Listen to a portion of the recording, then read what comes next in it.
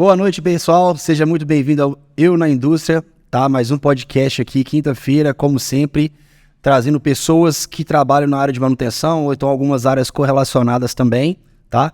E hoje eu trouxe uma pessoa muito querida aqui, um amigo, um cara de longa data que a gente já se conhece. E o mais interessante é que, além de ser um amigo, ser muito próximo, a gente troca muita figurinha, porque ele vai falar um pouco sobre a jornada dele. Ele é empresário também, e por mais que sejam negócios complementares, vamos dizer assim, os problemas são quase que os mesmos.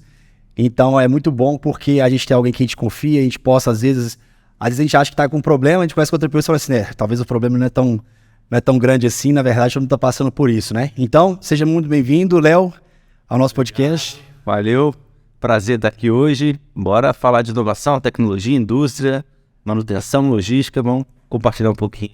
É isso aí, o Léo é uma das pessoas que a gente falou lá no início, que a gente queria trazer para cá. Como o Léo falou aqui, vai detalhar um pouco mais, ele trabalha na área de logística, né? Já há algum tempo. E logística tem tudo a ver com manutenção, porque primeiro que uma empresa precisa muitas vezes ter um estoque. Se a empresa não tem um estoque, às vezes ela tem um estoque, uma outra empresa que fornece material para ela, às vezes dentro da própria corporação, às vezes não. E também, às vezes, a equipe de manutenção é que dá manutenção nos equipamentos que a logística trabalha, nos caminhões, muitas vezes, e outros lá. Então, a gente já queria trazer ele há muito tempo e, graças a Deus, deu certo. Léo, eu queria que você falasse um pouco, então, para a gente, da sua experiência, né? Como tudo começou lá atrás, sua formação, como que você foi migrar para logística, fica à vontade aí. Legal, gente, valeu. Cara, tô enrolando para vir aqui, na agenda não tá batendo, mas agora deu certo. Cara, é importante, tá vendo, né? Mas então, cara, assim, falando um pouquinho, você acha que eu não consigo desvencilhar de tu? Empreender da logística, então só voltando um pouquinho no tempo, contar um pouquinho da minha experiência, o pessoal conhecer quem sou eu, né, de onde eu vim. Desde quando eu me entendo por gente, eu sempre tive em mente, assim, meu pai falava muito que a gente precisava, meu irmão, a gente precisava empreender, criar algum negócio, mas sem muita referência, sem muito entender muito bem desse mercado.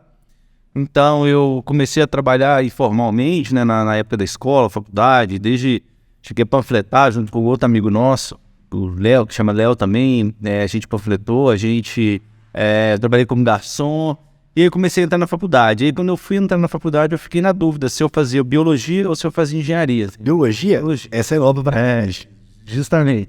E aí, cara, decidi fazer engenharia, até por um incentivo do meu irmão, fazer computação. Então a gente, cara, vamos pra área mais técnica, enfim, eventualmente a gente acaba correlacionando nossas carreiras. E aí eu fiz engenharia de telecomunicações, na FUMEC, aqui em Belo Horizonte, e comecei a trabalhar, na época, na Telemix Celular.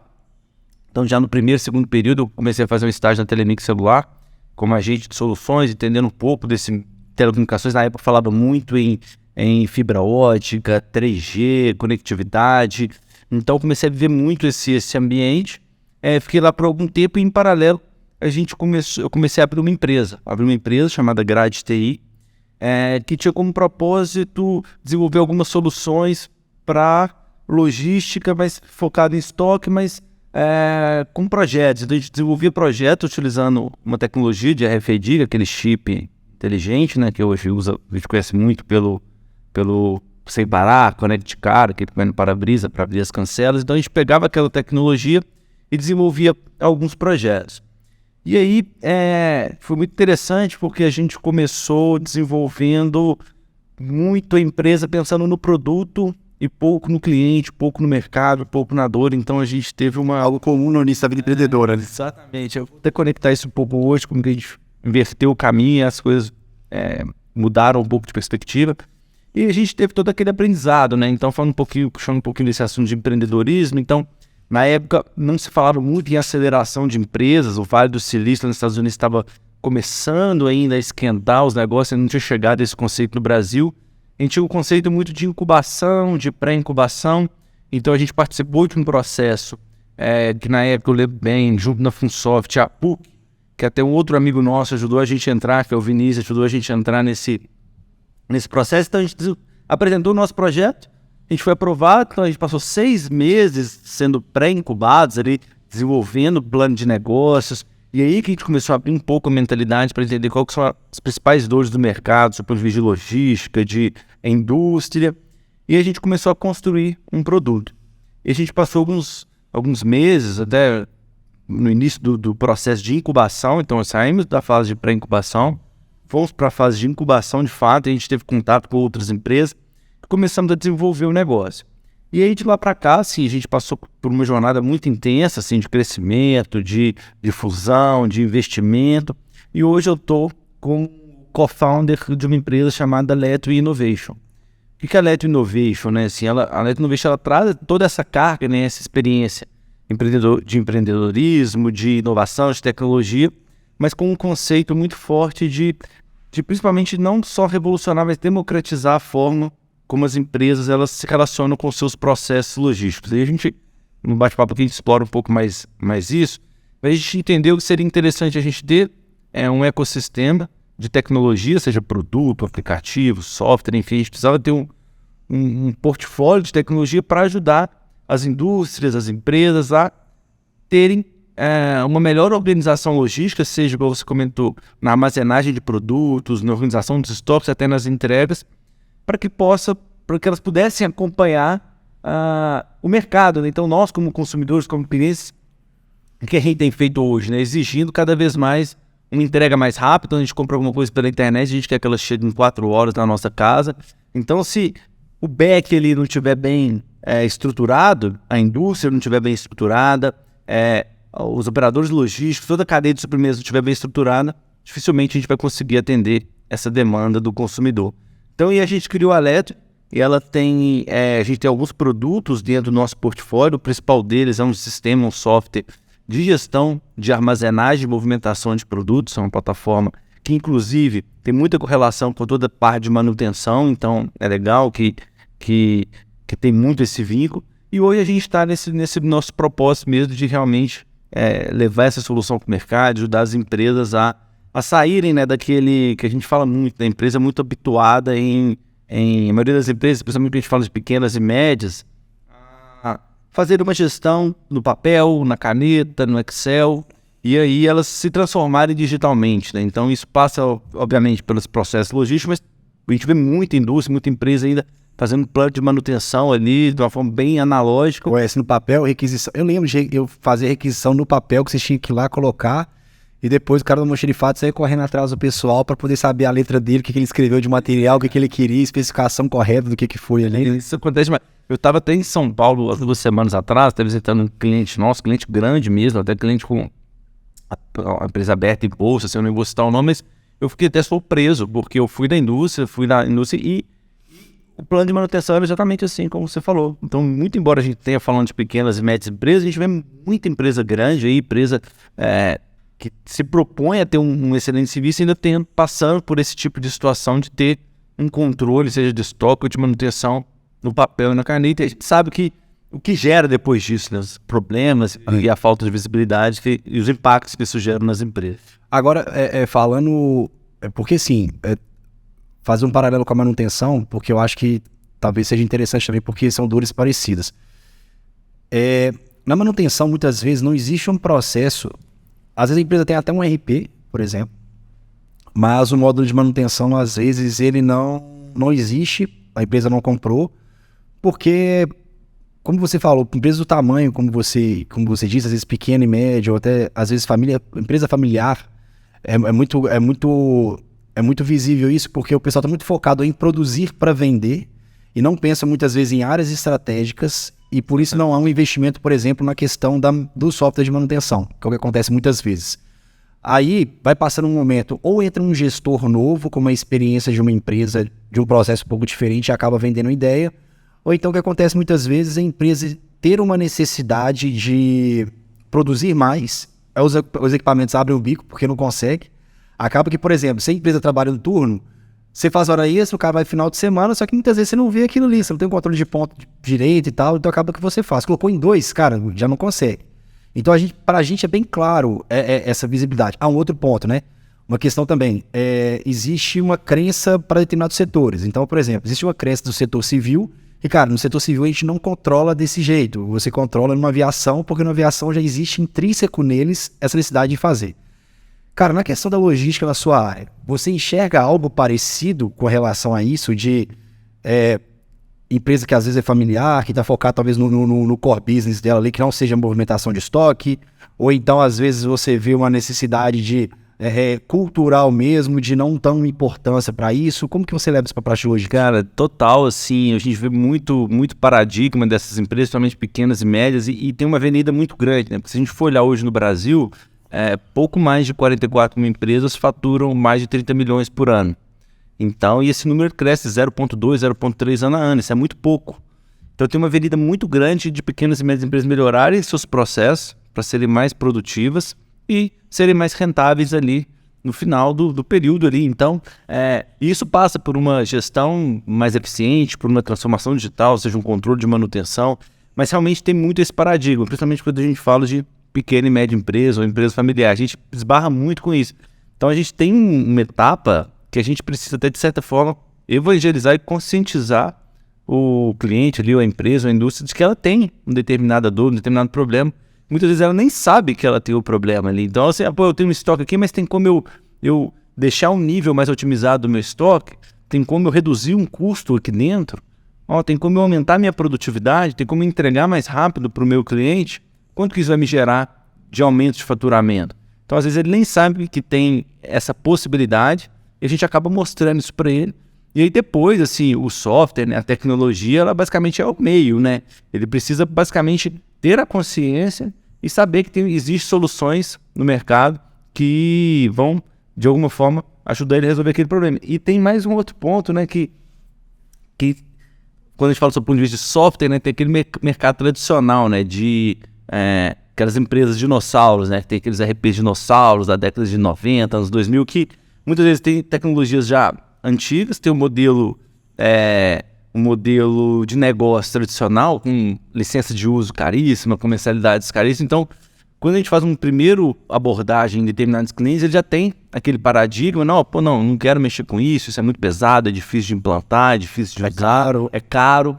E aí, a gente precisa mostrar para ele, não, cara, existem novas soluções, existe uma tecnologia que é um modelo diferente, uma tecnologia em nuvem, é um sistema que vai te dar um controle eficiente, e ele começa a entender que o mercado mudou, né? Então, a gente passa muito por isso e assim, acho que faz parte desse nosso trabalho ajudar nessas empresas a prosperarem, e isso passa inevitavelmente por ajustes nos seus processos internos, seja de manutenção, seja de logística, seja de estoque, porque senão ela vai ficar só naquele universo de eu preciso produzir mais para vender mais e faturar mais. Mas muitas vezes algum ajuste interno ali, ela consegue aumentar muito sua margem sem precisar necessariamente comprar mais maquinário para produzir mais, contratar mais gente. Então a gente consegue ajudar nisso aí. A gente pega muito isso também, cara. Eu acho que uma coisa também interessante do seu produto, que é o que a gente fala aqui muitas vezes, cara, assim, eu acredito que não é falando mal de grandes RPs, mas o que acontece,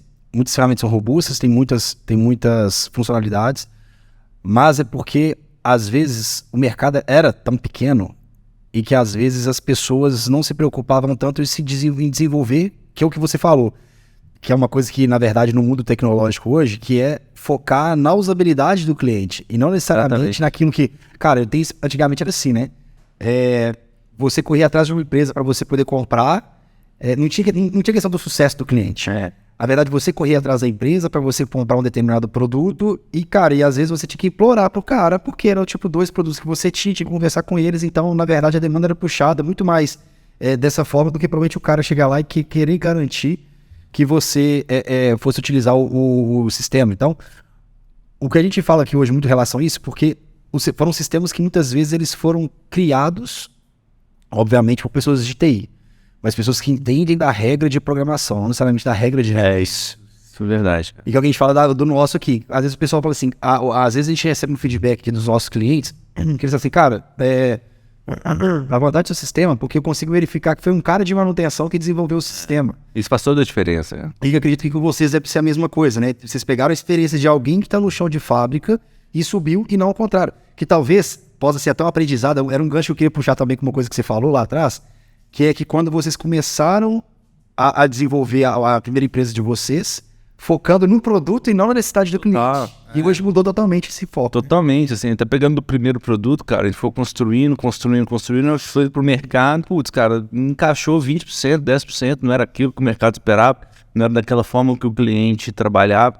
E aí foi um aprendizado muito interessante que hoje, assim, como a Melvin, como a gente aqui na Neto, a gente usa toda aquela metodologia do Lean Startup, né, cara? Vou fazer aqui as interações menores, vou criar aqui um módulo, uma funcionalidade, vou pro mercado rápido, testo, não deu certo, eu volto, refaço, e isso traz uma aderência muito maior, né, da resolução da dor, né? Porque a gente não está fazendo nada além aqui do que entender a dor ali do mercado, da indústria, né, seja manutenção, seja logística, e pensando internamente, cara, como que a gente resolve aquele problema? Como que a gente consegue controlar a manutenção da máquina para aumentar a vida útil dela? Como que a gente consegue controlar uma máquina para que ela não tenha uma parada que vai afetar toda a nossa planta?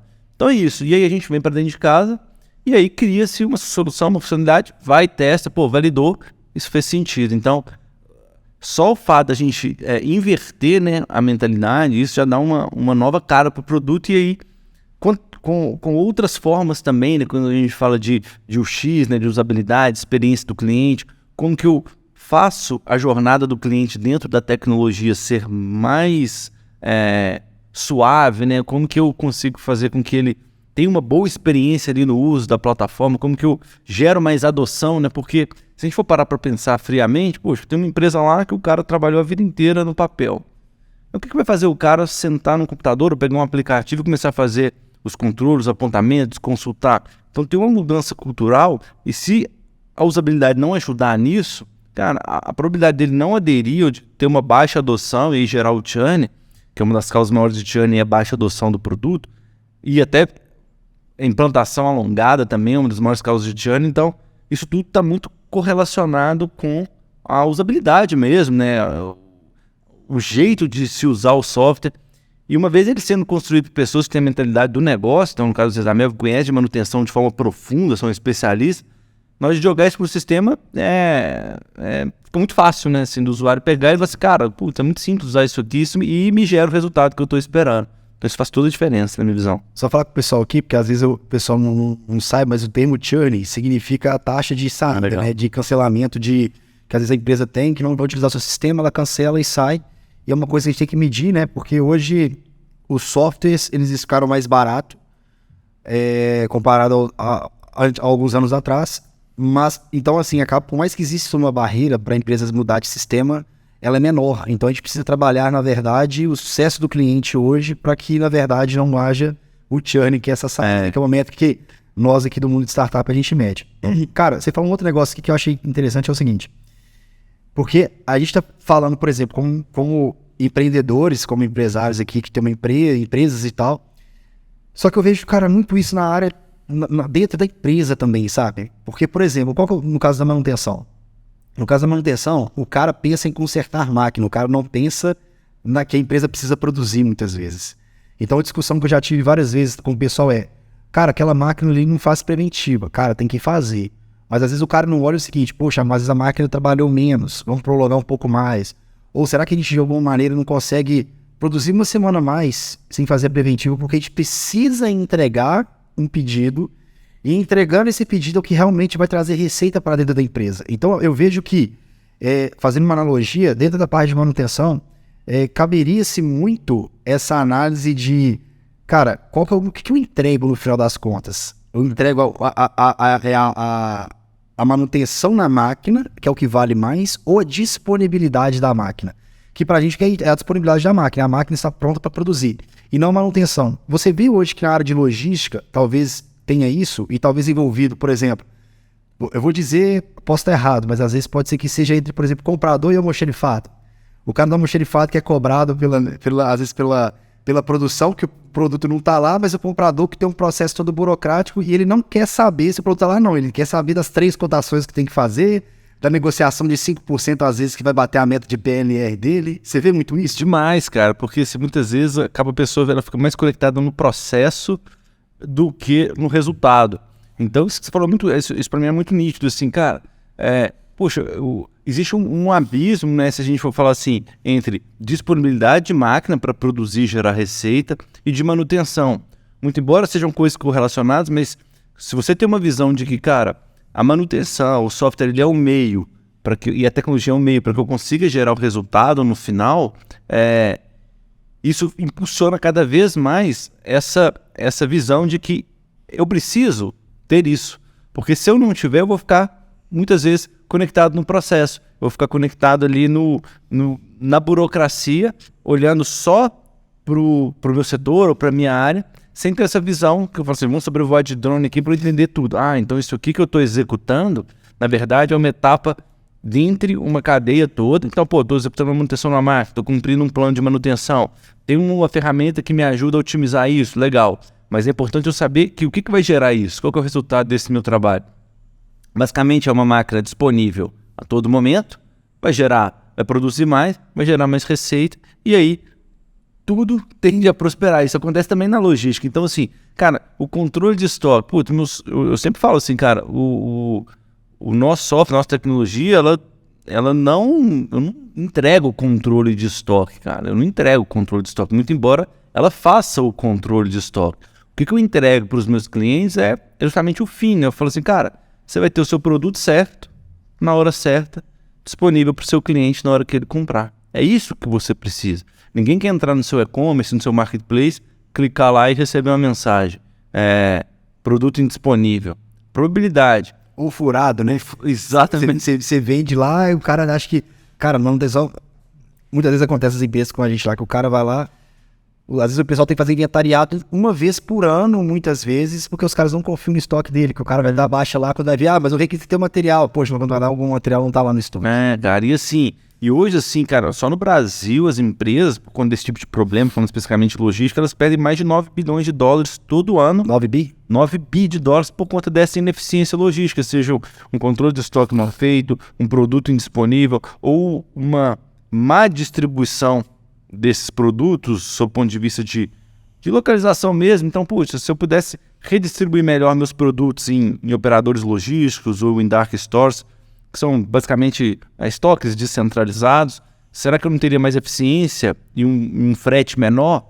Então, por essa nuvem que existe em grande parte das empresas, né, por essas dúvidas, ela acaba centralizando seu produto ali no estoque, não tem um controle, e aí, qual que é o final da história? Acaba perdendo a venda por uma indisponibilidade do produto ali na hora que o cliente for tentar comprar. E aí, se ele não comprar de você, obviamente ele vai comprar do concorrente.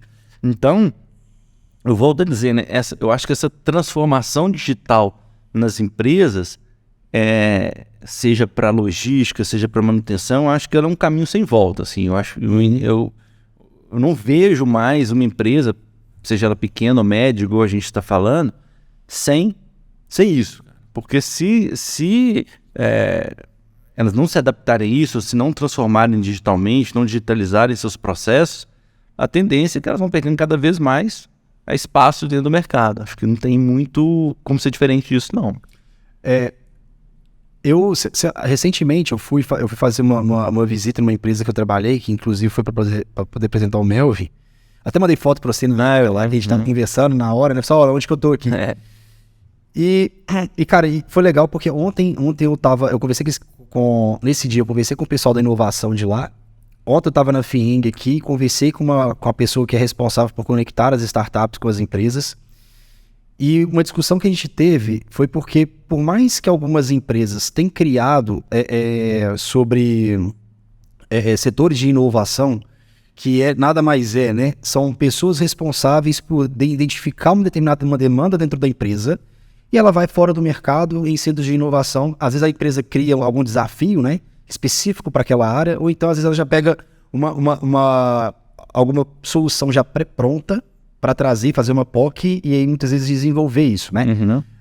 Eu falei um pouco, para quem quiser tiver mais interesse também, na live da semana passada, eu falei sobre isso, né? A inovação, se não me engano, na área de manutenção. Então, depois voltam lá que vai detalhar um pouco mais esse processo. E, cara, conversando com essas duas pessoas, o que a gente identificou foi o seguinte, que eles nos disseram, na verdade, essas duas pessoas, tanto da empresa quanto de um centro de inovação aqui, que por mais que algumas empresas estejam amadurecendo isso, e algumas áreas também, principalmente quando se trata de nuvem, desenvolvimento de sistemas, cara, o show de fábrica está muito longe dessa parte de inovação. O chão de fábrica está muito longe. Assim, e aí, eu vou dizer o que eu acho da manutenção. Cara, na manutenção, os caras são muito penalizados pelo erro. Nós que trabalhamos, por exemplo, com inovação, a gente sabe, a gente usa muito tempo pivotar, né? Que é você vai lá, testa, cara, deu errado, você vai e pivota e muda ali, às vezes, ou o seu negócio, então você faz pequenos ajustes. No caso da manutenção, a gente vê que tá muito relacionado com, eu acho, tá? Pra mim, meu sentimento, ao fato dos caras não podem errar. Aí o cara fala assim, velho, não tá 100%, mas tá 90%. E aqui tá sob o meu controle. Então eu vou manter dessa forma. Então eu acho que muitas vezes eles buscam inovações na questão técnica, vou trocar um disjuntor X por Y, por exemplo, mas está sob o controle deles, mas às vezes não maiores. Cara, como que é isso hoje na área de logística? Como que é isso hoje na área de atuação de vocês? Você enxerga talvez um pouco ainda esse afastamento dos centros de inovação, dos setores de inovação, ou você acha que tem mudado isso para a área de vocês? Cara, essa pergunta é muito massa. Eu acho que daria até um podcast pra gente falar só disso, cara. Tem uma amiga nossa, tem uma empresa também de logística, chama Flows, é a Ana. Cara, a gente conversa muito disso. Então, vou separar em dois mundos. Esse mundo de Open Innovation, né, que é basicamente isso que você falou, são grandes empresas que criam um núcleo de inovação ali dentro, montam um setor, ou pegam algumas pessoas e falam, olha, agora vocês fazem parte da área de inovação da nossa empresa aqui. Muitas vezes são empresas de âmbito nacional, até multinacionais, e aí aquelas pessoas, elas fazem isso, identificam algum desafio ali de manutenção, de logística, e buscam soluções no mercado. Então, daqui a pouco eu falo um pouquinho da nossa experiência quanto a isso. E também tem o mundo das pequenas e médias empresas, né, que, obviamente, não tem essa estrutura organizacional de colocar alguém de inovação, que às vezes tentam buscar soluções para melhorar seus processos, tecnologia. Se a gente for olhar para esse primeiro mundo, na verdade, a Letio, assim, ela tem como vocação, a gente nasceu muito com essa mentalidade de atender pequenas e médias empresas. Até porque o nosso propósito, assim, a gente tem um plano muito claro assim, de crescimento, nossa estratégia era muito pautada no médio e longo prazo. Então a gente foca nesse nicho, pequenas e médias empresas, e assim que a gente nasceu. Muito embora a gente tenha muitos clientes grandes também, que eu vou falar nesse segundo momento.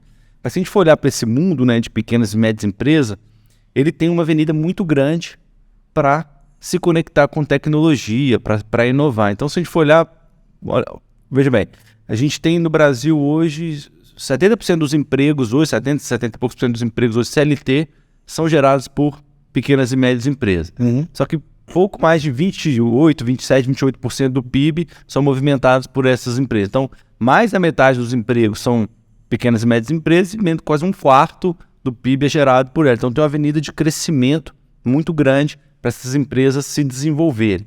E se a gente olhar para os países de fora aqui, eles geram 5, 6 vezes mais de receita pequenas e médias empresas do que aqui no Brasil. E se você for olhar no checklist ali, o cara vai abrir uma empresa, né? Vou abrir uma empresa, vou abrir uma pequena indústria. O checklist do cara tá lá, eu preciso de um contador, eu preciso de um CNPJ, eu preciso de um sistema de gestão. O cara já põe isso no checklist dele ali na hora de abrir a empresa. E o sistema de gestão, muitas vezes, vai no RP ali, né? Para ele faturar, para ele contas a pagar, receber. E aí eu acho que esse terceiro pilar é aí que começa a abrir o leque das pessoas de entenderem que o sistema de gestão, e aí eu falo gestão, não é só gestão de RP, né? Um RP. Precisa ampliar isso, né? Que é o que você falou, pô, gestão, ele tá ali na gestão do meu estoque, tá na gestão dos meus ativos, das minhas máquinas, do meu processo produtivo. Então, eu fico muito contente que isso já está no checklist do empreendedor, do empresário que vai abrir uma empresa, e aí o que falta agora é ele entender que existem soluções, tecnologia, para que ele possa, além de controlar ali o seu contas a pagar, receber, fiscal, etc., ele pode controlar muito mais coisa. E aí, só que é um processo longo, né? Igual a gente falou no início do nosso bate-papo aqui, o cara é uma empresa familiar, ou ele ainda não conhece, às vezes não tem nem consciência da dor ou do problema que ele tem, que já tem solução para ele resolver. Bom, então, é isso aí que a gente vem trabalhando. Agora, falando desse segundo mundo, né, que você falou, cara, isso aí pra gente é algo também que eu acho que o mercado ele precisa se adaptar melhor. As grandes empresas, elas hoje têm muita dificuldade em se relacionar com startup. muitas delas criam esses desafios, programa de inovação, etc. Mas o que a gente vem percebendo ao longo desse tempo, né? A gente já participou de diversos mesmo, que eles vêm muito com esse conceito, né? Poxa, vou pegar uma POC, vou pegar uma startup, vou resolver uma dor ali de um setor. E aí a gente esbarra em alguns pontos. Eu acho que no início tá todo mundo motivado. A área de inovação, tem um desafio, conseguir conectar com uma startup. A startup vai lá, faz o pitch, apresenta a solução e fica todo mundo feliz que deu match, né? Agora tem um problema, tem a solução, vamos colocar para rodar. E aí já começa, se a empresa não estiver bem estruturada, bem preparada, muitas vezes as coisas podem começar a esmaecer. Isso já aconteceu diversas vezes com a gente, seja a empresa grande começa a cantar uma POC gratuita, começa a desvalorizar o trabalho, ou começa a te conectar com um processo padrão. Tem uma história muito engraçada, a gente passou um desses processos e aí mandaram um e-mail para a gente cadastrar na plataforma lá da empresa para a gente ser um dos fornecedores, né? E um dos tópicos lá era eu lembro que era mandar o resultado das 5 últimas auditorias realizadas na sua empresa, feita por um grande player, tipo Deloitte, etc. Eu falei, cara, comecei 5 anos, a gente só tem 2 anos, a gente é uma startup, então eu não tenho nem 5 anos, tão pouco uma auditoria para Deloitte para poder fazer exatamente. Então, cara, travou. Essa semana eu preenchi um documento desse aí também, uma empresa que a gente tá negociando, e eles pediram isso, e cara, eu falei, velho, não tem, tipo assim, não tem, porque não é. Exatamente. E assim, aí tem outro ponto, assim, e aí até por conhecer isso, assim, então, é interessante que as empresas, assim, é importante que elas estão se movimentando, né, nesses programas de Open Innovation, de inovação aberta, para trazer soluções, inovações para dentro dos negócios, porque muitas vezes ela tem os processos que elas precisam seguir, né? Tem a área de compra, suprimentos, etc. Então, é um caminho longo. E eles fizeram essas áreas para encurtar esse caminho. Isso é muito interessante e muito importante para fomentar esse tipo de solução dentro dos negócios. Só que ainda precisa amadurecer bastante.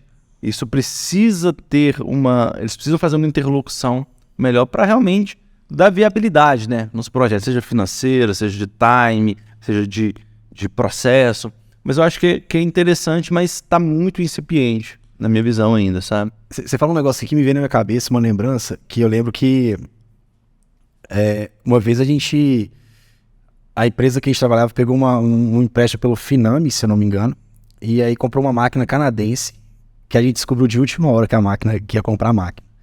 Assim, a gente descobriu já estava com tudo engatilhado para comprar, tipo assim, já tinha usado o financiamento.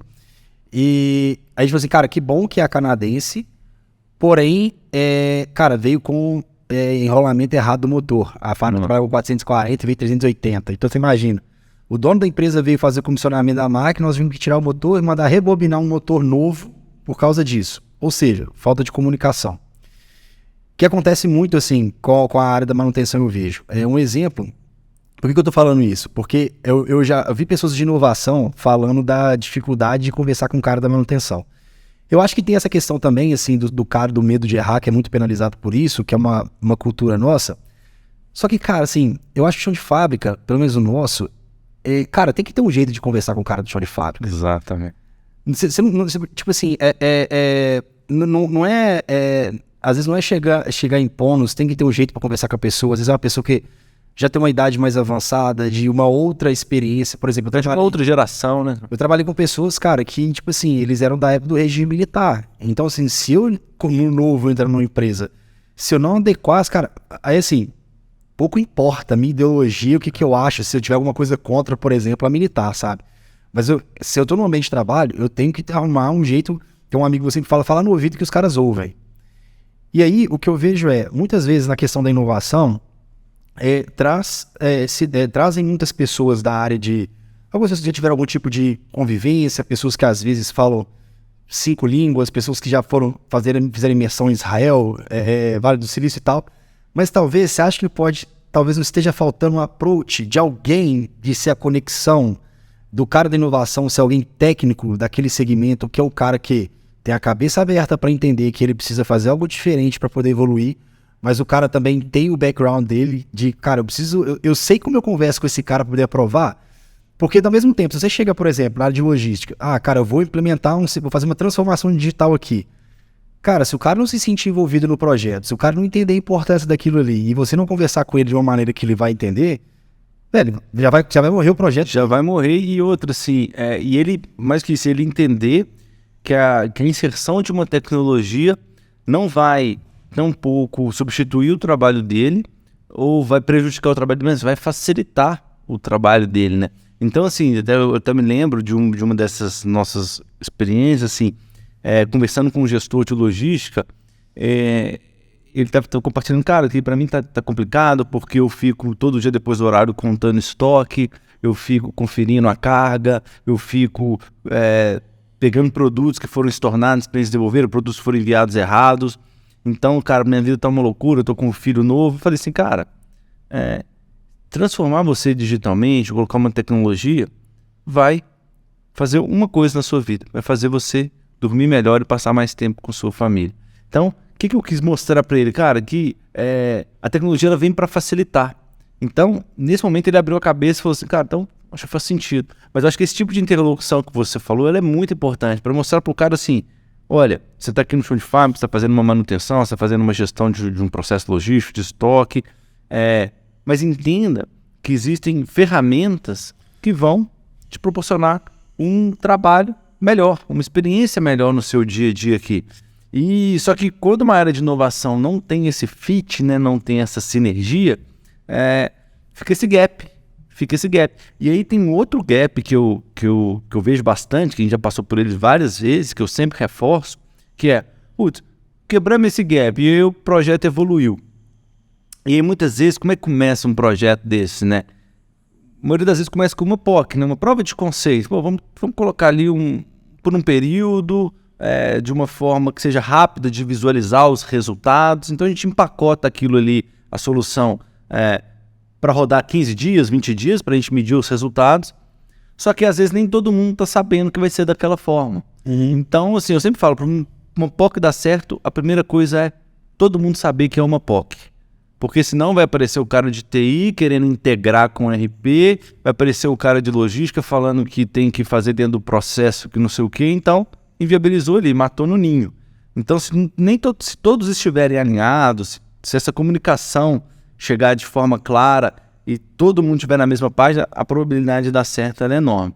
Mas isso acontece poucas vezes, né? Então acho que acaba a gente tendo essa missão como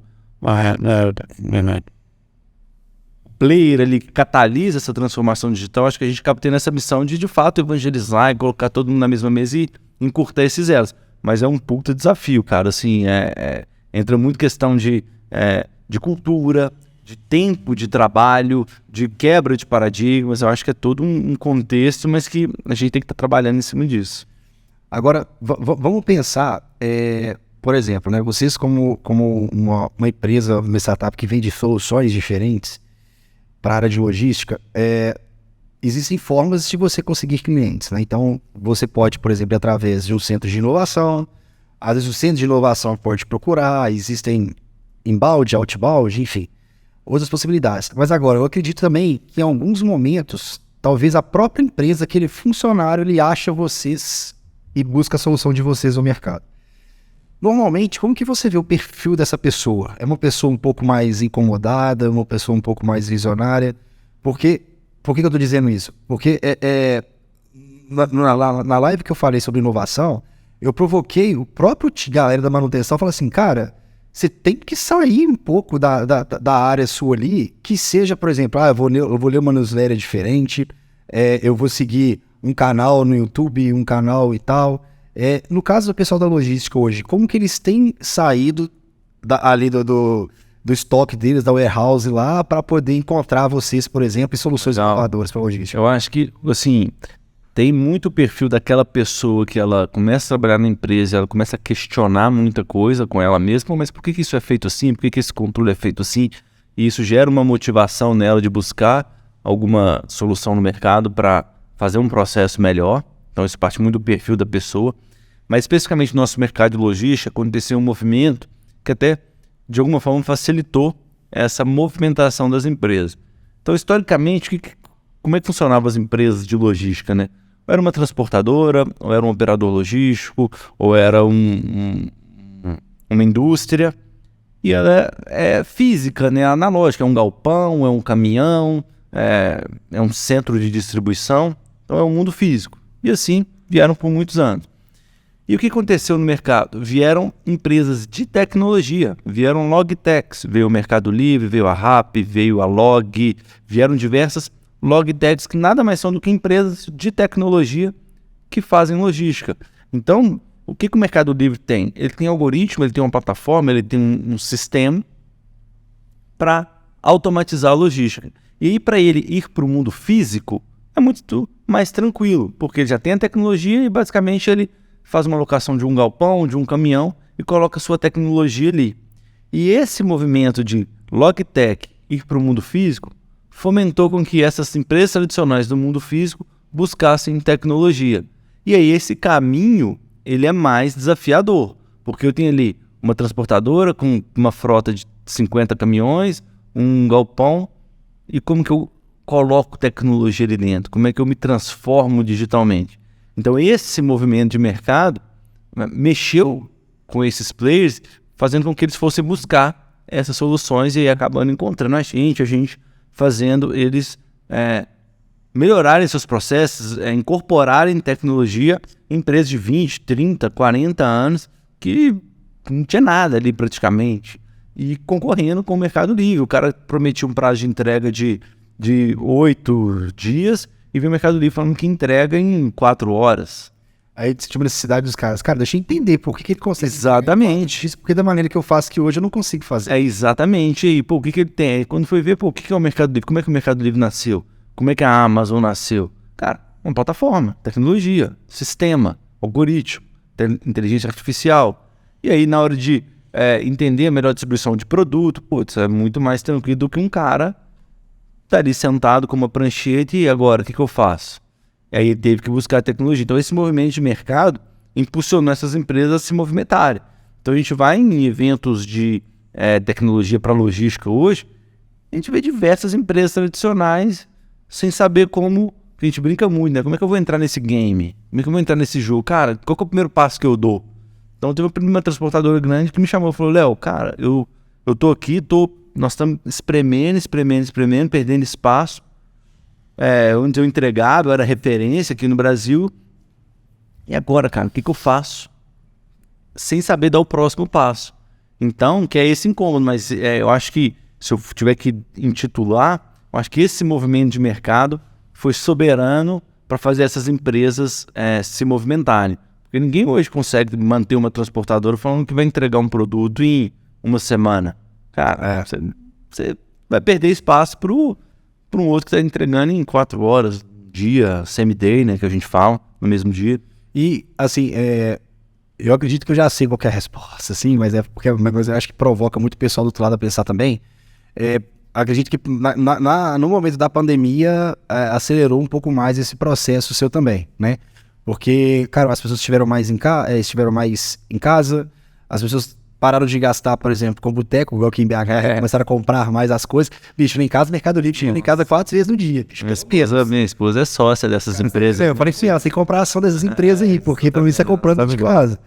Aí, não é à toa que são amigas, né? Então, enfim. Mas a gente chama vocês, tá bom?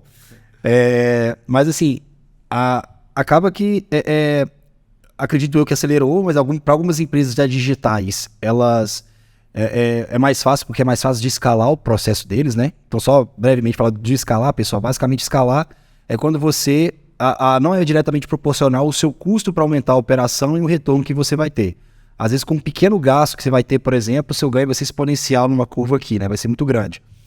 Mas aí, cara, como que as empresas tradicionais fizeram nesse momento, né? Porque você pode verificar, às vezes, um pouquinho que melhora, por exemplo, o Mercado Livre, por exemplo, o crescimento exponencial. Agora, uma empresa, por exemplo, que entrega com 8 dias, não necessariamente ela vai conseguir entregar em 2 dias, por exemplo. Isso é um pouco mais diferente. Não, e tem um agravante aí que é o que a gente chama de omnichannel, né? Então, um pouquinho desse conceito. Cara, assim, eu tenho uma empresa, eu tenho uma indústria, eu tenho um e-commerce, e eu tenho uma loja física, mas eu também tenho meu marketplace, eu vendo pela Magalu, eu vendo pela Amazon, eu vendo pela Shopee.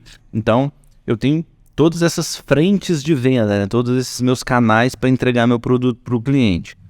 Mas eu tenho um estoque único, né? E aí na pandemia, a maioria das empresas que elas só tinham uma loja física, teve obrigatoriamente fechar a loja. E aí, como é que eu vou vender agora pela internet? Elas acabaram abrindo, né, essas lojas virtuais, e-commerce, marketplace. Pô, legal, abri.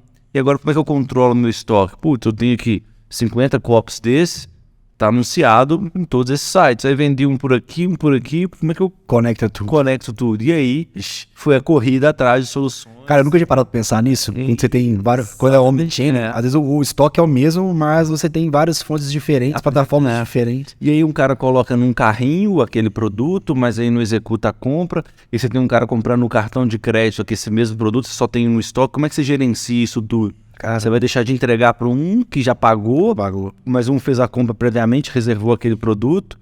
Então como é que eu, em termos práticos, como é que eu mudo o status de um para reservado? Como é que eu tomo essa decisão? Ah, pô, legal, eu tenho um estoque ali que eu trabalho com 50 copos. Posso até tomar decisão ali, mas eu comecei a vender mais, que impulsionou, agora eu tenho 100, 200 copos. E aí, como é que eu trabalho isso? Sem tecnologia é impossível, que é aquilo que a gente falou no início, né? Sem uma gestão eficiente, sem uma transformação digital, você vai ficar descascando cebola. Você vai ficar achando que você está faturando mais, vendendo mais, mas seu custo tá lá no alto, né? Então, as empresas precisaram se adaptar a isso. Então, foi mais um movimento de mercado que ajudou a impulsionar essa busca, né, por novas tecnologias, por uma gestão eficiente de armazenagem. Não, show de bola. Agora, cara, eu queria, na verdade, eu vou voltar a um ponto que normalmente a gente criou outra empresa lá atrás, porque acabou que a gente falou de solução, a gente falou de dores, como encontrar o pessoal, só que a gente não falou de fato da Leto e o que ela faz, né? A gente falou que é uma empresa que tem soluções para a área logística, mas pelo que você falou, você trabalha com indústrias, trabalha com empresas tradicionais, maiores, pequenas e médias, você falou de e-commerce, que com certeza é diferente da maneira de gerir os estoques comparado com uma indústria, por exemplo. Quais hoje são as soluções que estão no portfólio de vocês, até para a pessoa que assiste a gente? Cara, às vezes o cara, putz, isso aí eu preciso. O cara não tem noção e aqui pode ser uma fonte de conhecimento para ele levar para a empresa onde ele trabalha. Legal. Nós na Leto, a gente tem duas linhas de negócio. Uma linha, que eu vou falar primeiro, que são a linha dos nossos produtos, que são basicamente 3 produtos que a gente tem no portfólio hoje. Produtos que eu falo, 3 softwares, 3 aplicativos que a gente tem para atender o mercado. O primeiro deles é um sistema chamado GT Plug, que é um sistema de gestão de armazenagem logística, que é esse principal que a gente falou aqui. Faz o controle de recebimento de mercadorias, identificação, controle de lote, data de validade, disponibilidade de estoque, enfim. É uma plataforma que faz toda essa gestão de armazenagem e movimentação de produtos. A gente tem um outro sistema, que é chamado Cosmos, que ela faz a parte de telemetria e gestão de frota. Então a gente controla toda a parte de movimentação de caminhões, enfim, ele é mais focado em linha amarela, né? Que a gente fala, são os tratores, escavadeiras. API aberta para integração? API aberta para integração, então é uma tecnologia, um sistema muito legal. A gente até consegue atender veículos utilitários, né? Carros de passeio, mas o nosso foco é de fato atender essa linha amarela, enfim, de tratores. É uma outra solução de telemetria e rastreabilidade. Só um parênteses aqui te cortando, porque na verdade é uma solicitação que a gente tem muito aqui também dentro da Melvin. Normalmente o que o pessoal busca com essa telemetria? Verificar combustível, verificar hora rodada, verificar tempo que às vezes a máquina ficou parada, ligada, mas ela não estava de fato operando. O que normalmente eles medem? Todos esses pontos, acho que são você citou os principais. Consumo de combustível, né? Até a gente está desenvolvendo ainda, a gente não tem isso ainda, mas até para monitorar manutenção das peças, está na hora de já dar manutenção em determinada peça, determinado componente, mas tempo ligado, freadas bruscas, então tem todo esse controle ali. Depende muito do equipamento a ser monitorado, de qual máquina, né, de qual trator ou de qual escavadeira, mas a ideia é buscar essas informações ali de dirigibilidade e até dar insights para o condutor, né, para o operador que está ali no agro, ali principalmente, como ele deve ter uma melhor performance ali na hora de manusear o equipamento. Tem tudo, no site da Leto e tem tudo isso? Tem. Ô, Eric, tem como você colocar pra gente o site da Leto aí, fazendo favor? Porque, cara, isso é uma área que o pessoal que tá aqui, com certeza, O pessoal tem muita gente de linha amarela que segue a gente, ou então a empresa ela não é focada na parte de linha amarela, mas ela tem equipamentos de linha amarela. Então eu acho que às vezes o pessoal nos procura também pedindo informação sobre esse tipo de tecnologia, né, telemetria. Então coloca aí, Eric, que se o pessoal estiver assistindo a gente, o pessoal pode clicar aí, chamar a gente procurar o LAL. Legal. E aí a gente tem uma terceira solução, né, vamos dizer assim, no nosso guarda-chuva, no nosso ecossistema, que é a Univexus, que é uma plataforma de capacitação, é uma universidade corporativa. Na verdade, a gente gera conteúdo ali, cursos, trilhas, mais focado na qualificação logística. Legal. Então, que a gente vê muito conectado com isso que a gente falou, né? Muitas vezes, não basta só a gente colocar uma tecnologia, mas tem que levar um conhecimento junto com o sistema. E aí a Univexus, ela entra justamente preenchendo esse gap. Então, em termos práticos, você pode acessar com o seu usuário e fazer algum curso, seja de melhores práticas logísticas, ou de como operar um armazém, ou de como operar uma máquina, uma empilhadeira, uma paleteira, enfim. Então a ideia é disponibilizar conteúdos ali para que possa ser disseminado ali dentro da empresa, para elevar o nível ali do time. Então, Legal. são esses 3 produtos que a gente tem dentro do nosso ecossistema, nessa primeira linha que eu falei. E aí a gente tem uma segunda linha de trabalho, que é o que a gente chama de fato assim, de transformação digital, o nome dela é esse mesmo, que a gente dá dentro dessa linha de negócio. Que aí como é que funciona esse nosso trabalho, né? Está muito conectado com esse ponto que você trouxe, né, das empresas, de terem algum problema, algum desafio, e muitas vezes não sabe por onde começar. Então eu tenho um problema ali no meu processo, eu tenho um problema ali na minha frota, eu tenho um problema ali no meu estoque, seja de controle, seja de distribuição, enfim, eu tenho alguma necessidade que eu não sei como resolvê-la e eu preciso de alguém para me apoiar. Então a gente tem um time que faz uma jornada que a gente chama Jornada da Transformação Digital, em que a gente faz uma série de atividades. Então a gente faz um diagnóstico profundo naquela empresa. Então esse diagnóstico ele dura em torno, só como referência, de 45, 60 dias, depende, até bem profundo. Bem profundo. Então a gente faz inception dentro do cliente, a gente faz entrevistas com quem está ali na área, a gente faz processo de discovery ali dentro. Então, esses nomes que eu estou usando são basicamente algumas metodologias que a gente usa dentro do cliente. A gente tem um time de especialistas que faz de fato uma imersão ali na planta do cliente, no chão de fábrica, acompanhando como que é o dia a dia, mapeando as dores, né, os problemas que acontecem ali no dia a dia, e ao final dessa primeira fase, a gente elabora um diagnóstico e apresenta para o cliente, mostrando, olha, a gente identificou isso, você tem esses e esses gaps aqui, seja de sistema, seja de processo, seja de pessoas, seja de headcount, a gente identifica ali o que a gente diagnosticou e apresenta para o cliente. Só que durante essa jornada, o mais legal é que não é simplesmente um trabalho que a gente vai e fica lá monitorando, sentado, anotando e pontuando as coisas. Durante toda essa jornada que eu citei, a gente tem uma série de atividades de envolvimento do time, do cliente. Então, muito dentro do que a gente falou. Então, a gente tem muita atividade, assim, desde de bootcamp, de workshop, junto com o time operacional, com os stakeholders ali, para cada vez a gente absorver o máximo possível daquela realidade e apresentar esse diagnóstico. Então, com esse diagnóstico, a gente conclui a primeira fase dessa nossa linha de trabalho. E uma segunda fase, ela é bem tailor-made ali. Cada cliente vai ter a sua fase 2, né? Então, tipo o plano de ação do que você vai fazer. Exatamente, é um plano de ação que ele vai fazer para resolver aquelas dores que a gente identificou.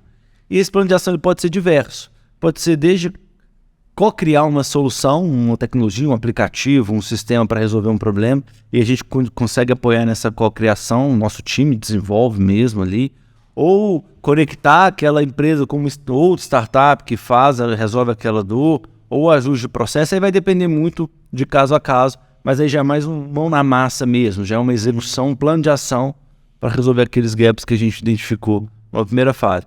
E aí tem uma terceira fase, que aí já é de rollout, né? Que aí, o cara tem uma planta, ele tem uma unidade, e aquilo deu muito certo ali, e aí a ideia agora é, de fato, expandir para todo o negócio. A gente faz todo esse acompanhamento, gestão da implantação, e aí já entra muito baseado no que foi definido no plano de ação. Para esse trabalho que é mais customizado e específico, existem algumas características de empresas que são melhores para vocês, ou que vocês acham que... É claro que assim, acho que pode ser aplicável em qualquer empresa, em determinadas proporções, mas acredito que assim, algumas estão um pouco mais preparadas, que seja o nível de consciência dela do problema, porque quando tem um nível de consciência maior, você consegue talvez vender, propor e até mesmo fazer com que os caras vão aplicar aquilo tudo, né? Existe hoje algum perfil específico de empresa que talvez seria interessante? Porque às vezes o cara consegue identificar assim, putz, isso aqui é minha empresa, acho que eu consigo levar isso para frente para poder pleitear uma melhoria dessa. Não, legal. Tem, cara, hoje a gente foca muito, claro, nosso foco em... A gente fala muito, né, que a Eletro é especialista em transformação digital para logística. Mas você falou de início, né, independente do segmento da empresa, muito provavelmente ela vai ter um processo logístico ali dentro. Seja uma logística de distribuição, pô, eu entrego minhas mercadorias, sou uma indústria que eu entrego minhas mercadorias e eu tenho um problema aqui de roteirização, a gente pega muito isso. Como é que eu faço criar rota, pô, o que eu entrego primeiro, o que eu entrego por último? Se eu não conseguir entregar, como é que eu retorno com esse produto? Como é que eu encaixo ele numa próxima entrega? Então, cara, são várias perguntas que a gente sempre vê como consumidor o produto chegando na nossa casa, né? Brincadeira aqui, fazer igual a Ambev. Eu tinha um amigo que trabalhou na Ambev, né? Que falou assim, cara, solução pro seu problema. Se vire e não volte com a mercadoria. Exatamente. Você vende. Exatamente. E aí o entregador, pô, o que eu faço com isso? Como que eu encaixo na próxima rota? Então, cara, você tem muito desafio. Então, uma indústria que ela ou armazena um produto, uma empresa que armazena um produto por algum período, ou que ela produza e entregue, é perfil. Independente do tamanho, do segmento, eu produzo bebida, eu produzo alimento, eu produzo roupa, ou eu distribuo isso. Cara, se tem um processo logístico ali que você tem ideia de que pode ser melhorado, mas não sabe o que é mais viável, a gente consegue ajudar nesse diagnóstico, mostrando os caminhos. Então, assim, dependendo do segmento, do tamanho, é claro que, assim, quando a empresa é muito pequena, acaba que talvez não faça tanto sentido, porque ele às vezes precisa ajustar o processo. Então, a empresa está num porte ali um pouco maior, se é uma empresa saindo pequena para média, mais média, grande empresa, acho que tem mais espaço para a gente conseguir ver todas as variáveis. Porque quando é muito pequena, acaba que não tem tantas variáveis ali que precisam ser diagnosticadas, enfim, talvez um ajuste pequeno e esse nosso trabalho talvez não encaixe tanto. Mas, por outro lado, a empresa que tem alguma movimentação ali maior de produtos, acho que tem toda a relação. Se você estiver ouvindo e estiver com alguma dúvida, cara, manda mensagem pra gente, liga, a gente bate um papo, entende, se faz sentido. Agora, então assim, você deve ter, de alguma forma ou outra, talvez não tenha tido contato direto com o time de manutenção, mas deve ter ouvido falar nesses processos. Porque, por exemplo, cara, você foi entregar, o caminhão saiu, como já aconteceu algumas vezes. Já ouvi, cara, o caminhão estragou, o caminhão quebrou, parou no meio da estrada, enfim, não chegou a tempo. Hoje, é claro, não sei se vocês medem isso, ou se os clientes medem isso, mas qual que é o seu feeling com relação a isso hoje? Hoje existem problemas muitas vezes dentro da empresa que estão relacionadas à manutenção, hoje, e como que o pessoal às vezes lida com isso, né? Muitas vezes, eu tô tipo os professores que falam assim, cara, o seu problema ele tá resolvido a partir do momento que você encontra o cara que você vai culpar ele pelo problema, né? Você tirou de você e colocou pro outro. Então, tipo assim, cara, não entreguei porque estragou, porque da manutenção, a culpa não é minha. Hoje, você enxerga na questão logística hoje, que o pessoal preocupa com a questão da frota, dos equipamentos para entrega, para poder garantir até a questão do prazo deles, se alguma coisa, uma que eles mais vendem hoje as empresas é isso? Ou você acha também que, assim, na verdade ainda está um pouco, nessa parte logística, está um pouco arcaico ainda a maneira que as pessoas tratam com a manutenção? Seu filho. Eu vejo, assim, pela experiência nossa de conversar com os clientes, que tem uma avenida muito grande e tem um espaço muito grande, porque eles até pensam assim, mas talvez ainda não pararam para executar ou para colocar alguma ferramenta, alguma coisa para poder, seja ter uma... Quando a gente fala de frota, isso já está um pouco mais evoluído, assim, as empresas elas têm muita consciência do controle de manutenção de frota.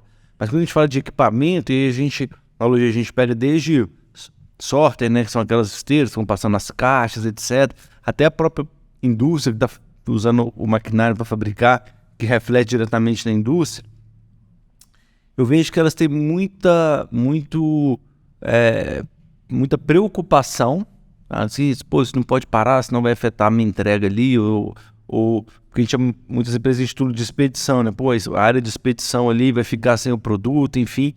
Mas eu acho que falta para eles, assim, terem o meio, estarem 100% preparados, e eu acho que a Melvin entra justamente nisso aí, para que possa, inclusive, acalmar a logística, sabe? Acalmar a galera da expedição. Falar, cara, não preocupa, porque a gente aqui, cara, o nosso arcabouço, que é a nossa estrutura, ela tá em franco funcionamento, a gente monitora aqui todas as máquinas, então, assim, nós vamos produzir para você conseguir entregar. Mas talvez não tenha tanta essa segurança ainda, não é passado tanto essa segurança, então acaba que a logística, ela até vive quase que em constante tensão ali, né? Pô, será que eu vou ter o produto aqui? Será que vai chegar para mim? Mas eu acho que isso é um caminho que é natural, tem que acontecer e isso tem que reverberar na logística, sabe? Eu acho que não é algo que já é assim, pô, já está consolidado, a logística sabe que a manutenção está em dia. Acho que não, acho que tem esse gap demais ainda. Nas empresas do Cosmos, né, que vocês têm o produto de telemetria, hoje elas monitoram as informações e elas extraem alguma coisa, por exemplo, em questão de manutenção mesmo, ou é mais por um controle de custo? Por exemplo, porque a gente conversa com empresas que às vezes já tem um sistema de telemetria, que às vezes o cara está preocupado muito mais se o na média de combustível gasto, por exemplo, que é um custo que não é barato hoje em dia, né? Do que propriamente poder vincular isso com a manutenção. Hoje, os clientes que vocês implementam, você vê essa preocupação às vezes até mais. É claro que existem, vocês estão correndo atrás de soluções que eles querem monitorar a operação da máquina para garantir que ela está sendo manuseada da maneira correta, mas eu vejo a telemetria hoje muito mais vinculada à questão de combustível do que propriamente outros fatores. Ela pode ir muito mais além. Vou dizer que é uma tecnologia importante, mas subutilizada. Ao meu ver, tá? Com as empresas que a gente conversa específicas com as nossas.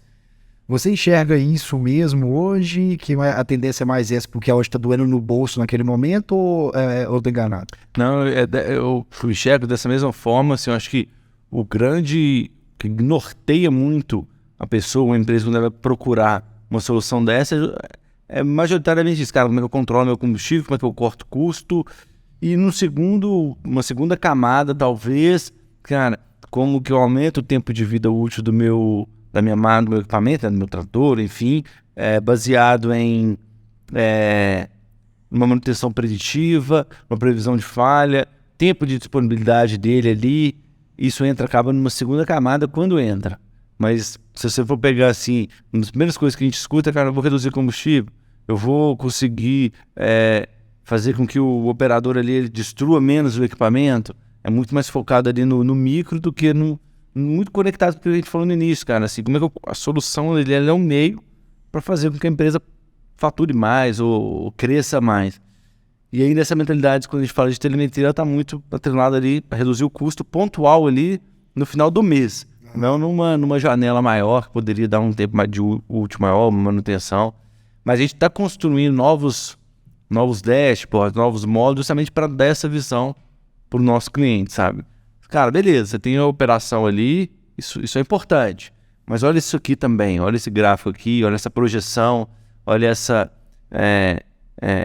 esse gráfico aqui que vai te mostrar o quão essa máquina pode te render. E tirar um pouco a visão do usuário ali, do cliente, só dessa parte de custo, de gasto, mas também uma visão mais de médio e longo prazo. Mas isso a gente está construindo funcionalidades assim para ajudar nessa mentalidade. Eu provoquei essa pergunta porque é um cara engraçado, porque o meu hoje pode controlar a manutenção de frotas. Uhum. E às vezes o pessoal nos procura até com um certo dedo, que fala assim, putz, deixa eu ver isso com o cara lá, mas eu acho que o cara vai me cobrar mais grana para fazer isso, não quer perguntar. E às vezes o cara liga assim, mas eu queria saber se vocês controlam frotas e tal. Não, beleza, controla. Não, mas é para implementar na minha frota aqui, quanto que seria? Cara, R$0.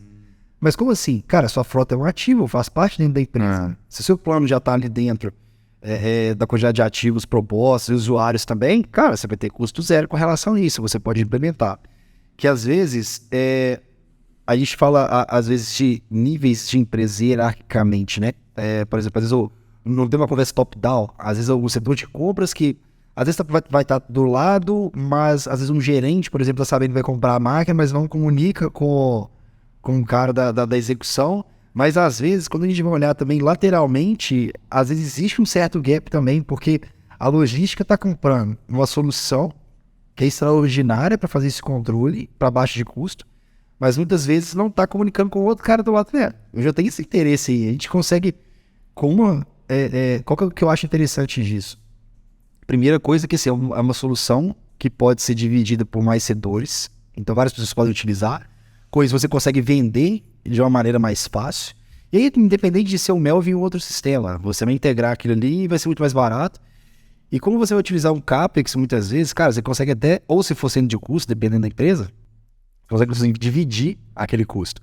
Então, porque, cara, é doído, assim, eu já fiz esse trabalho na prática. O cara tem que ir lá, medir orímetro para colocar no negócio, para ver se chegou o momento de fazer, e você já tem uma solução que o cara vai lá e já te dá isso de maneira automática, já fornece, o cara só não usa. É tipo assim, cara, tipo você tem lá no seu carro, você tem um painel com várias informações que às vezes, cara, você não usa.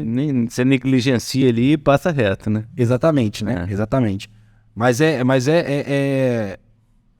massa saber dessa forma, porque até para o pessoal talvez tentar conversar um pouco mais, porque às vezes parece, é como se dentro da empresa houvesse várias panelas, eu sinto, sabe? Existe a panelinha da manutenção, existe o cara da qualidade, existe a panela da logística, a panela administrativa, show de fábrica, você viu onde o administrativo foi uma panela única, né? Exatamente. E tal, e o pessoal não consegue falar. Cara, assim, pra mim, putz, sensacional. Pô, que massa, velho. Sensacional. Eu tenho várias coisas aqui que eu vejo que é bastante importante com o que a gente conversa, né? Que eu tiro de insight daqui. Primeiro que, assim, você já começou lá no início, né? Às vezes a gente, numa carreira empreendedora, a gente pensa muito mais em desenvolver um produto do que resolver a dor de alguém. E eu vejo isso muito dentro da indústria. O cara da manutenção, ele quer consertar a máquina, mas não necessariamente ele está pensando se aquela máquina está produzindo ou não, e se da maneira que ele está consertando aquela máquina vai impactar na produção. Que de fato a empresa vai o quê? Ela vai vender o que ela produz. Uma empresa de cimento vende cimento. Uma empresa de suplemento vende suplemento. Uma empresa de tijolo vende tijolo. Ela não vende manutenção. Exceto se for uma prestadora de serviço. Que é o que eu falo pro pessoal. Então acho que esse é um ponto muito interessante. A questão é que existe um gap entre os centros de inovação, que seja dentro de uma empresa, e que o cara muitas vezes ele tem que realmente assim, questionar o status quo dele e fazer benchmarkings em áreas diferentes. Cara, como que isso aqui é feito, por exemplo, numa outra indústria? Como que isso é feito numa outra empresa, por exemplo? Vamos sair um pouco daqui e vamos fazer isso. Eu acho assim, até complementando isso que você falou, assim, até uma provocação assim para quem tá ouvindo, para quem tá assistindo, que trabalha com manutenção, assim, cara, experimenta um dia, uma semana, você ir pro trabalho com a seguinte mentalidade. Assim, cara, eu não dou manutenção na máquina, eu não controlo a manutenção na máquina. Eu tô aqui ajudando a empresa a produzir mais, ou a ter o seu parque aqui mais disponível para produzir mais e crescer. O que eu faço aqui, a manutenção, o controle de manutenção é um meio para isso. E busque nesse período entender que tipo de ferramenta, que tipo de solução pode fomentar ou pode acelerar isso.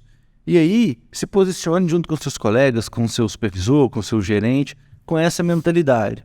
Cara, assim, poxa, o que a gente pode fazer para deixar essa máquina mais disponível? O que a gente pode fazer para evitar uma parada dessa máquina? O que a gente pode fazer para que a empresa produza mais? Então, muito embora isso possa parecer apenas um jargão, né, o jeito de falar, isso muda totalmente o comportamento. Então, cara, você não chegou para trabalhar, e é uma provocação mesmo, para dar manutenção, para controlar se está na hora de trocar uma determinada peça. Você chegou ali para garantir a disponibilidade daquela máquina para que ela produza mais e gere mais resultado para o negócio. Então, fica essa provocação, porque isso vai abrir muito a mente para falar, porra, legal, cara, então o que eu preciso fazer, o que tem no mercado que pode me ajudar nisso? E aí você vai encontrar solução, você vai encontrar tecnologia, você vai encontrar aplicativos, você vai encontrar mel que vão ajudar você a mudar a forma como você enxerga aquela atividade que você executa. E aí a gente entra tudo no que a gente falou, que aí você está falando de transformação digital, você está falando em produzir, fazer mais com menos, solução de baixo custo com alto impacto. Então, todos esses conceitos, quando você joga no liquidificador e coloca isso em prática, no final do dia, o que vai acontecer? Cara, você vai ter um ambiente de trabalho muito mais ajustado, com uma visibilidade muito melhor, e o que vai acontecer? Cara, você vai crescer na carreira, você vai se destacar e vai ganhar um espaço muito maior do que quem está ali com uma mentalidade de, cara, vou vir aqui dar manutenção. Pô, está na hora de eu pegar meu checklist ali e marcar ali. Cara, aí você vai ficar estagnado. Essa é a provocação que eu deixo aqui para quem está ouvindo. Show de bola. Cara, tem mais alguma coisa que você queira complementar aqui? Pô, não, só agradecer, mas acessa lá, gente, o nosso site da Letro, e a gente tem uma série de pessoas lá de diversas áreas de inovação, tecnologia, produto, podem bater um papo, tirar alguma dúvida. E fica aí aberto o convite para a gente depois falar de Open Innovation, falar de startup. A gente abriu um outro podcast aqui para falar de 1000 assuntos que a gente tem muita coisa para bater papo. Obrigado. Exato. E, pessoal, só complementar mais uma coisa aqui, porque o Léo falou, assim, da formação dele. Cara, hoje foi pau dentro aqui. A gente chegou, começou acelerado, já entramos, sem introdução. Não sei quantas horas que nós estamos aqui, quantos minutos, né? Eu também não sei. Mas a gente está 1h15. 1h15. Foi diretaço, muito conteúdo que acaba que muitas vezes no podcast a gente demora as primeiras meia hora ali, acaba que apresentando, cara, a gente já foi chegando direto pro conteúdo. Esquentando o motorzinho, né? Já esquentamos. Mas eu vou fazer uma propaganda maior do Léo aqui, porque o Léo falou que ele é engenheiro de telecomunicações, mas o Léo também tem MBA. Tem MBA em gerência de redes e telecom. E ele também é consultor do Sebrae, né? É legal. Você tem um ponto que é bom falar. Hoje eu trabalho com algumas frentes, assim, além de ser consultor do Sebrae, eu também sou palestrante, trabalho nessa área de inovação, tanto na parte de modelagem de negócio, a parte de marketing digital. Então, esse mundo de empreendedorismo, né, de como criar um negócio, como desenvolver alguma solução baseada numa dor de mercado, eu gosto muito de estudar isso e acabo tendo esses momentos, né, para que a gente fala de give back, né, devolver um pouco pro ecossistema que eu aprendi lá atrás, que eu bati tanta cabeça lá atrás, estudei. Então, através dessas consultorias, desses apoios que eu dou a diversas empresas, eu consigo até continuar aprendendo, né, estando conectado com isso. Então, além dessa parte da Letro que eu falei, eu também faço diversos trabalhos de consultoria, de desenvolvimento de novos negócios. E que é legal, né? Porque você tá na parte... Você está no chão de fábrica, você está o tempo inteiro visitando empresas e visitando o cliente, e ao mesmo tempo também você está numa parte mais do conhecimento, que é o que a gente fala, né? Na prática, a teoria é outra. Quando a gente consegue, na verdade, unir os dois, acaba que a gente consegue extrair muito mais coisas e que realmente vão trazer um resultado, seja para o seu aluno ou para a pessoa que vai assistir sua palestra, ou até o próprio cliente, por exemplo, que você vai trazer experiências de outros lugares e vai colocar lá. Então, pessoal, eu tô falando isso porque, assim, né? Você tem uma empresa de logística. Se você está sofrendo com essa logística, o Léo é o cara, ele tá com esse rostinho novo aqui, mas é o cara que... Nós começamos cedo, nós começamos lá atrás, depois de muito tempo. Então, tá muita sola de sapato em warehouse, do armazém, por aí afora, então bora já falar. Tá calejado, já tá corcunda e já de muito conhecimento, então tenho certeza que na área de logística, se vocês tiverem, a empresa de vocês tiverem alguma necessidade, é a pessoa ideal para vocês buscarem, beleza? Para conversar. E, Léo, cara, obrigado mais uma vez. Valeu demais, eu que agradeço. Procura então www.letui.com.br. O link tá aqui também na descrição. E lembrando, pessoal, né, para se inscrever no canal, deixar o like, compartilhar esse episódio aí com a galera. Isso aí. Em todas as redes sociais estamos lá. LinkedIn, Instagram, estamos no YouTube, Facebook, qualquer lugar você vai achar Melvin. Todo dia tem conteúdo. Terça-feira nós temos a nossa live e na quinta-feira nós temos esse podcast com alguém que não necessariamente da área de manutenção, mas de uma área correlacionada, porque nós temos que ter uma visão 360 graus do que está acontecendo com a gente. Nós não temos que preocupar somente com a máquina, né? Como que o nosso processo de maneira geral funciona, e a área de logística ela tem um impacto muito grande no nosso trabalho também. A máquina pode estar disponível, mas se você não entrega, né? Então acaba que existe um problema. E se você, a logística está preparada e você não deixar a máquina disponível, tudo impacta no resultado de todo mundo como um todo, né? Nós vamos pensar na empresa como um todo, e não só a logística isolada e a manutenção isolada, beleza? É isso aí. Valeu, pessoal. Obrigado. Enquanto você semana que vem, na terça-feira, não sei se seria eu ou se o Igor tá voltando hoje da Alemanha, dá tempinho ali pra gente descansar. Bom feriado e terça-feira a gente tá de volta com a próxima live também. Valeu. Obrigado. Mais.